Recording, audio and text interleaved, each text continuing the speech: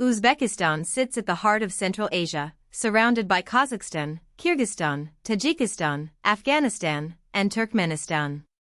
But its geography has one especially rare feature: it is doubly landlocked. That means Uzbekistan has no coastline, and every country bordering it is also landlocked. To reach the open ocean from Uzbekistan, goods must cross at least two national borders. Only one other country in the world shares this distinction: Liechtenstein. This simple geographic fact has shaped Uzbekistan's trade, diplomacy, infrastructure, and sense of place. Instead of maritime routes, Uzbekistan has historically relied on overland corridors, caravan paths, railways, pipelines, and regional partnerships. Its location is not just a challenge. For centuries, it also made the region a crossroads between East and West. Modern Uzbekistan is the most populous republic in Central Asia, with more than 39 million people. Its capital, Tashkent, is one of the region's major political, economic, and transportation hubs. The country is officially the Republic of Uzbekistan and is organized into 12 regions, known as vilayets, along with Tashkent City and the Autonomous Republic of Karakalpakstan. Uzbekistan's population is mostly Uzbek, with Uzbeks making up more than 89% of the country. Uzbek is the official language and is written in both Latin and Cyrillic scripts, reflecting the country's Soviet past and post-independence reforms. Russian remains widely used as a lingua franca, especially in business and interethnic communication, while Tajik is important in historic southern cities such as Samarkand and Bukhara. Long before Uzbekistan existed as a modern state, the region was home to some of the most important civilizations of ancient Central Asia. Early recorded settlers included Eastern Iranian nomads known as Scythians. Over time, powerful cultural and political regions emerged, including Khwarezm, Sogdiana, Bactria, Fergana, and Margiana. These places were not isolated backwaters. They were connected to the wider ancient world through trade, migration, conquest, and diplomacy. The region was incorporated into the Achaemenid Empire, later experienced Greco-Bactrian rule after the campaigns of Alexander the Great, and then came under the influence of the Sasanian Empire. This layered history produced a region where Iranian, Turkic, Greek, Persian, and local traditions interacted for centuries. The arrival of Islam in Central Asia transformed the region deeply. Following the early Muslim conquests and the rise of the Samanid Empire, Islam spread among local populations and became a defining cultural force. Cities in present-day Uzbekistan grew wealthy because of their position along the Silk Road, the vast network of trade routes linking China, India, Persia, the Middle East, and Europe. Samarkand and Bukhara became especially famous. They were not only marketplaces for silk, spices, ceramics, and metalwork, but also centers of scholarship, theology, architecture, and literature. During the Islamic Golden Age, the region contributed to advances in science, mathematics, medicine, and philosophy, helping make Central Asia one of the intellectual engines of the medieval world. The 13th century brought one of the most dramatic turning points in the region's history: the Mongol invasion. The local Khwarezmian Empire was destroyed, and Central Asia came under the dominance of Mongol powers. The destruction was severe in many cities, but the region did not disappear from history. Instead, it was gradually rebuilt under new political conditions. In the 14th century, Timur, known in the West as Tamerlane, rose from this Central Asian landscape and created the Timurid Empire. His capital, Samarkand, became a symbol of imperial ambition and cultural brilliance. The Timurid period combined military conquest with extraordinary architectural patronage, producing monuments, gardens, mosques, and madrasas that still define Uzbekistan's global image today. Under Timur's descendants, Samarkand became more than an imperial capital. It became a center of science and learning. One of the most important figures was Ulu Beg, a Timurid ruler and astronomer. He built an observatory in Samarkand and supported scholars who produced highly accurate astronomical tables. This period is often described as the Timurid Renaissance, because it brought together art, architecture, mathematics, astronomy, literature, and craftsmanship.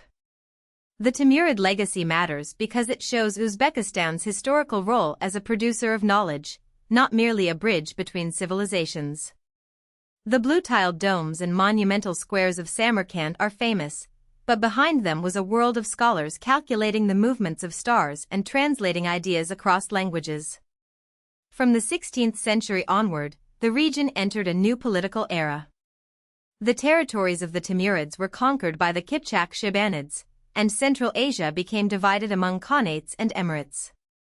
These states maintained trade and cultural life, but they also faced shifting power struggles and changing routes of global commerce. As sea routes became more important in world trade, the old Silk Road corridors lost some of their former dominance. In the 19th century, the Russian Empire gradually incorporated much of Central Asia. Tashkent became the political center of Russian Turkestan.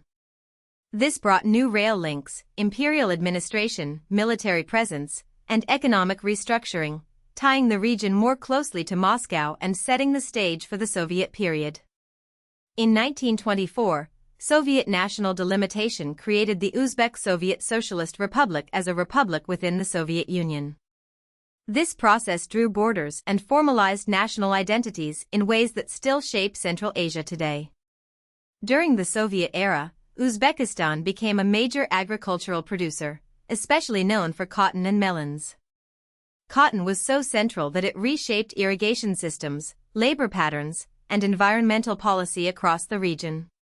The Soviet period also brought industrialization, urban growth, mass education, and advances in science and technology. But it came with political repression, centralized control, and environmental damage, including the wider crisis linked to water diversion in the Aral Sea basin. When the Soviet Union collapsed, Uzbekistan declared independence in 1991. Independent Uzbekistan emerged as a secular state with a semi-presidential system. Its first president, Islam Karimov, ruled from independence until his death in 2016. Under Karimov, the state emphasized stability, sovereignty, and tight political control. International organizations and NGOs often described the country as authoritarian, with limited civil rights and restrictions on political opposition, media, and civil society. At the same time, the government tried to avoid the instability seen in some neighboring countries after the Soviet collapse. This created a political model focused on security and gradualism, but also one criticized for human rights abuses and limited openness. Understanding modern Uzbekistan requires seeing both sides, a state shaped by fear of disorder, and a society seeking more opportunity and voice. A major shift began after Shavkat Mirziyoyev became Uzbekistan's second president. His government launched significant reforms, including economic liberalization, administrative changes, and efforts to improve relations with neighbors. One of the most important changes came in 2017, when Uzbekistan made its currency fully convertible at market rates. This was a key step for business, investment, and trade, because currency restrictions had long complicated economic activity. The reforms did not turn Uzbekistan into a fully open political system overnight, and criticism remains over rights and governance. But the direction changed noticeably. The country became more outward-looking, more engaged with investors, and more active in regional diplomacy, signaling that Uzbekistan wanted a different role in Central Asia. Uzbekistan's foreign relations are shaped by its geography. Because it is doubly landlocked, cooperation with neighbors is essential. Under recent reforms, ties with Kyrgyzstan, Tajikistan, and Afghanistan improved significantly, especially on borders, transport, trade, and water issues. Uzbekistan also maintains strong relationships with major regional and global powers, including China, Turkey, Russia, and India. China is important for infrastructure and trade. Russia remains linked through history, labor migration, security, and language. Turkey shares Turkic cultural ties, and India sees Central Asia as strategically valuable. Uzbekistan is also a member of organizations such as the United Nations, the Commonwealth of Independent States, the Shanghai Cooperation Organization, and the Organization of Turkic States, giving it multiple diplomatic platforms. The Uzbek economy is gradually transitioning toward a market economy, but it still carries deep Soviet-era legacies.